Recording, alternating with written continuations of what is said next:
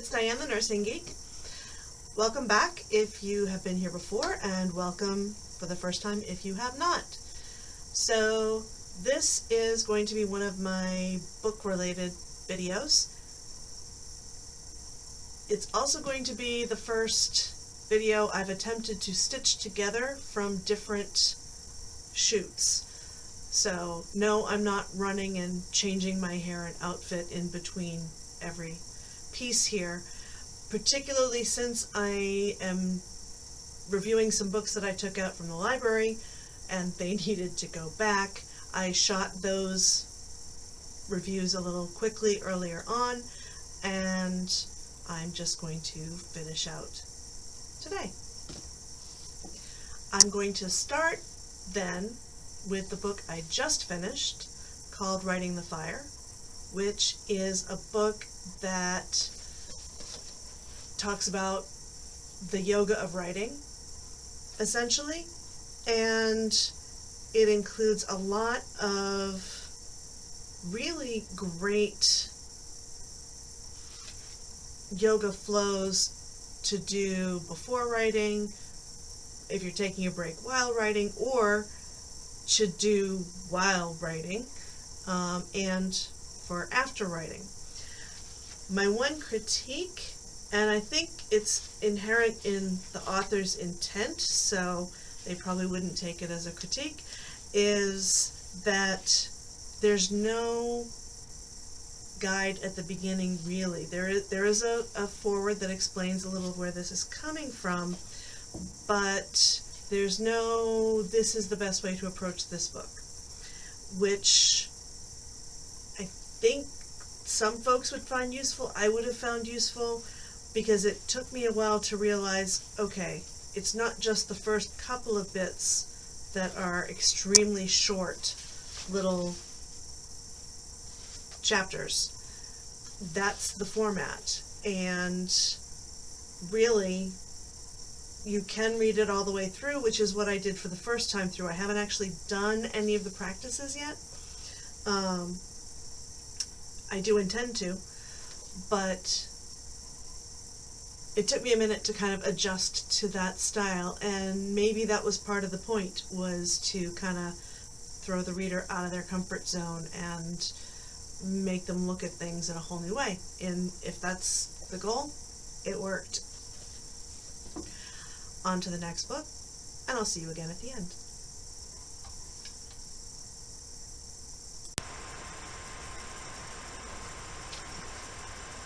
So, I had originally said I was going to be reading I Am Malala, and I did finish this, and oh my goodness, it was absolutely wonderful. I understand that she worked with Christina Lamb. This is not her first language, obviously, so she would have a co-writer, but assuming that Christina Lamb was really true to Malala's style, and her narrative voice within this book was very consistent with when I've heard her speak in interviews. So I just have to say she's an incredibly articulate young woman and really expert at describing places and people. Since I'm working on my own skills around writing setting, that I guess really jumped out at me, because by very few pages in I felt like I knew her whole family. So really, and that's the sort of structure writing piece of it. Obviously what she has to say about her own experiences growing up in the Swat Valley and her experiences around advocating for girls' education and the shooting that resulted, and her experience after that. Actually, that doesn't even come in until probably around, somewhere around here. So the bulk of it really is her life leading up to that point, which I found fascinating because she started right from the beginning. Really great. I highly recommend it. If you haven't read this, please do consider reading it. Another book that I have read, even though it sort of looks like I'm still in it because I have page holders folded in is this book, The Desire Map, which is about identifying your core desired feelings in order to set goals. So I have actually read the whole book, but it is also, the second half of it in particular is very much a workbook. So as far as doing the exercises, I have not finished doing all of the exercises, although I have read through all of them. I do think it's an excellent, excellent book if you particularly are having difficulty figuring out how to set some goals, because you're not sure what exactly you want to prioritize. This is great for helping you really work through that, because as the author Danielle Laporte says, when we are setting goals within our lives, what we're really setting a goal for is how we want to feel when this thing is done. And the reason that often people will feel let down even though they succeed at something they've been working on is because it was never something that was going to support attaining that particular feeling. So I had started working through another book that I will probably mention in the future, on goal setting that sort of assumes you really know what you want your goals to be and how you want to prioritize things. I started working that book, found myself really getting stuck on some of the exercises, and somebody referred me to this book, and I found it extremely helpful. So I do recommend that as well, particularly if you're trying to do some goal setting and you're finding yourself sort of stumbling around thinking you're not really sure what you want to prioritize how, or thinking, well, I know what I should be prioritizing officially according to what most people would say, but that doesn't feel right and I'm not sure what does. This is a great tool for that. And audiobooks. I had to go grab my phone so that I could show you one of my audiobooks, because I had listened to it through Audible, which was The Handmaid's Tale by Margaret Atwood, which was every bit as good as I had always figured it would be. Really chilling. The interview with the author at the end, or it's not so much an interview, it's just some of her own reflections and thoughts at the end were really very interesting to hear. I love when audiobooks in particular have things like that, so you can actually hear from the author. There's always, or often, author's notes, and those are always great too. But actually hearing the author speaking in their own voice, I find really nice. So I do recommend this if you are thinking of going at The Handmaid's Tale and you would like to hear that, then I do recommend the Audible edition of that as well. And in an effort not to give Audible quite all of my money, I've been doing a little more with library audiobooks as well.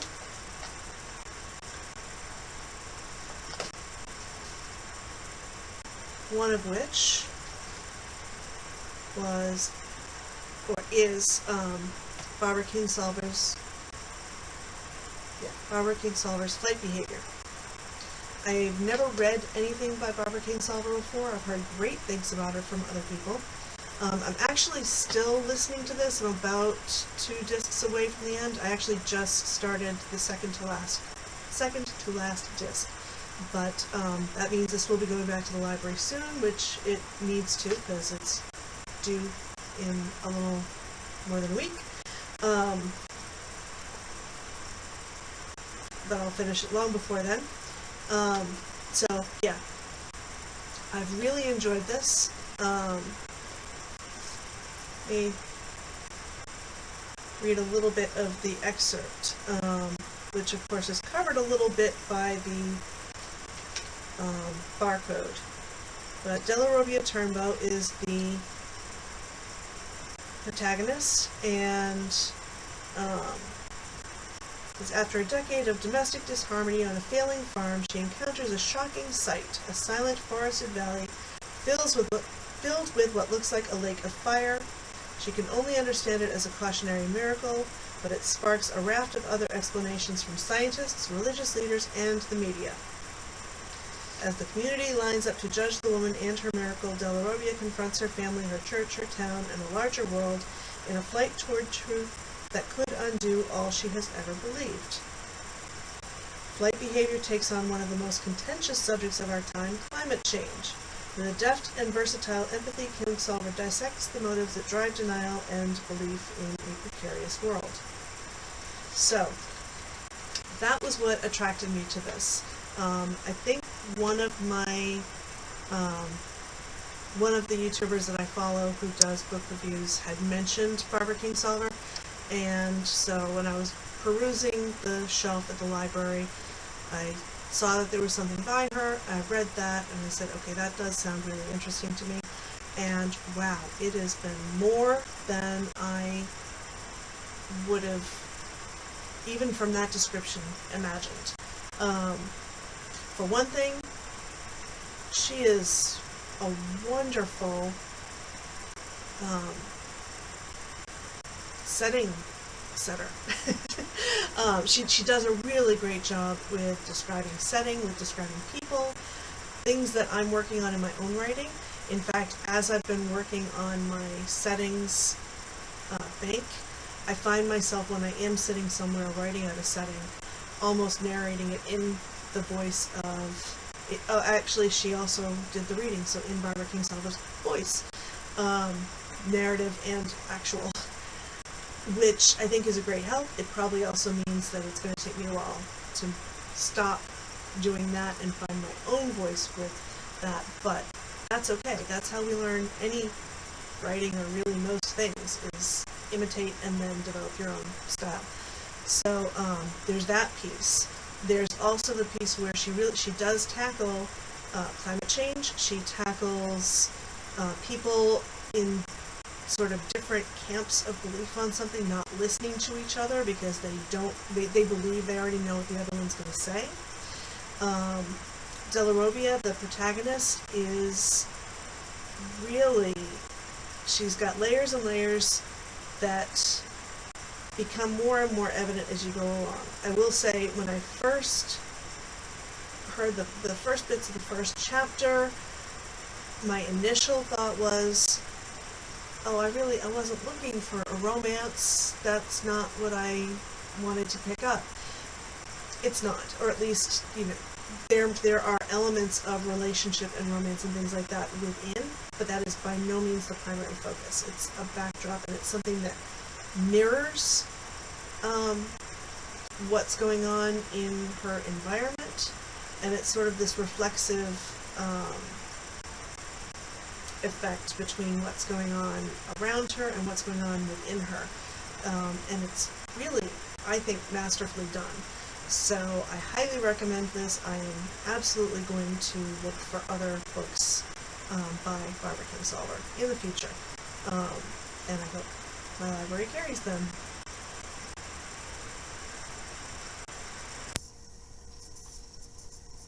Hi there. So this is probably not going to be the beginning. In fact, it's probably going to get stitched somewhere in the middle, so any of this might end up edited out, who knows. But since I'm probably going to end up returning this to the library a lot sooner than I expected, I did want to give a little bit of commentary on Jack Kerouac Reads On the Road. On the Road is definitely something that's been on my to-read list for ages. How did I escape high school and then an entire degree in English and not read On the Road? And when I saw that there was a version, or there was something called Jack Kerouac Reads On the Road, well, of course, I'd just as soon hear the author read it. This is definitely something worth checking out, but the title's misleading, which I sort of gathered as soon as I realized there was only one CD. think that was a really tiny book that would actually be able to be completely read out loud in an hour. And about an hour is usually what you can get out of a CD. And I was right. There's music, there's poetry, there is a 28-minute section from On the Road that he reads, and it's really neat. It definitely catches that whole flavor of the Beat generation and the type of poetry. There's one point where he does the same poem in two completely different ways. It's great. I loved it.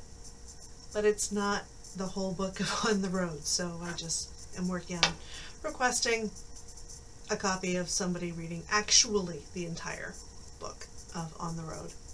So, something to bear in mind. I'm not disrecommending it. I'm just saying if this is something that you're going to read, whether you're going to take it out of the library. I saw on Amazon the CD's it's less than $5. It's great. Just make sure you're getting it for what you intend, which would be hearing Jack Kerouac read a section of On the Road, hearing him sing, hearing him do poetry. Again, great. It's just not the entire book. So. And now we have part 2 in the saga of Diane tries to listen to On the Road as an audiobook. Part 1 was, this is not in fact the audiobook of On the Road, although there was an excerpt, which was cool. It was good to hear at least some of the book in the author's voice. So part 2 in this saga is got the book. Got half the book. This does not say that it's part 1 of 2. The back says that it is 11 hours long and has 10 compact discs. Inside, we have 1, 2, 3, 4, 5 compact discs. I did go back through just to see if maybe there was another side to these and there was a second set of... No, there's not. So apparently this is part 1 of 2, which makes sense. It is quite long, so you might want people to be able to check out part 1 while somebody else is still listening to part 2. I can totally get that. Didn't know I was requesting part 1, and I hope part 2 is obtainable. Stay tuned for part 3 in the saga, which hopefully is either Diane obtains part 2 of this specific edition of On the Road as an audiobook, or Diane gets a complete set and figures out where the heck to start.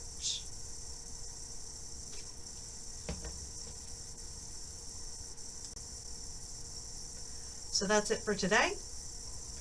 Please comment down below if you've read any of these books and share your thoughts on them. I'd love to hear. And if you are currently reading something that you want to share about and that I might like to read, by all means comment that too. And if you found this in any way useful or informative, please give it a thumbs up and subscribe if you'd like to see more of this. And I will see you next time. Bye.